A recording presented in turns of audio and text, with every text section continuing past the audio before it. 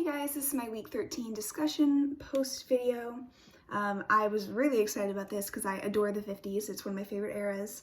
Some of my favorite artists, musical artists became very popular in this era. So before, reading all the articles and the videos and looking at the lecture, I wasn't really sure how gender roles and Cold War and all of that chaos happening really connected.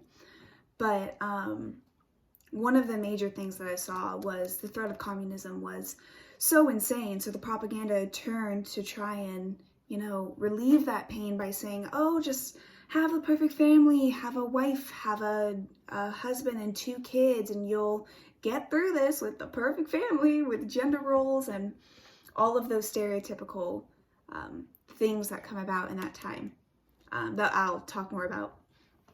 So one of the biggest things that the propaganda really showed and really tried to make sure was clear was a, quote, normal white household.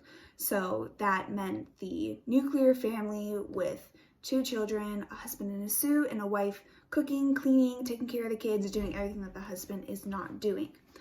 So this was a very calculated attempt to expose Americans to the household that the people in power wanted, and this was shown everywhere on the TV and the radio, just everywhere that they could reach these regular people.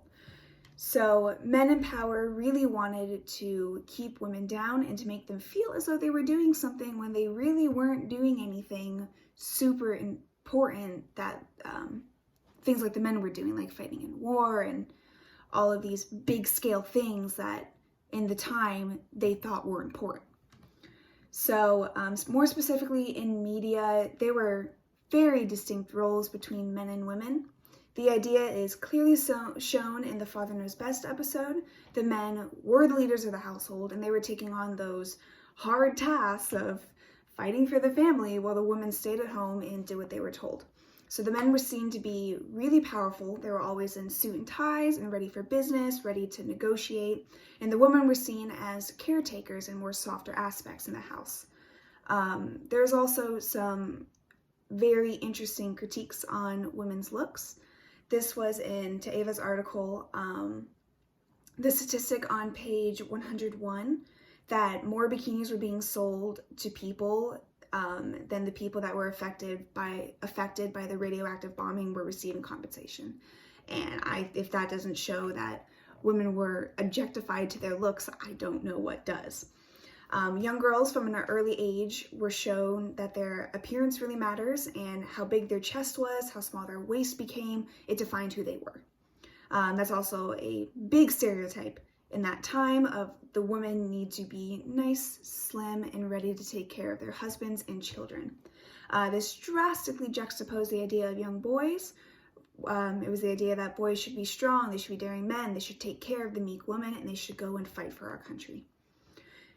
Like I said, again, the idea of the nuclear family was the central aspect to all of this.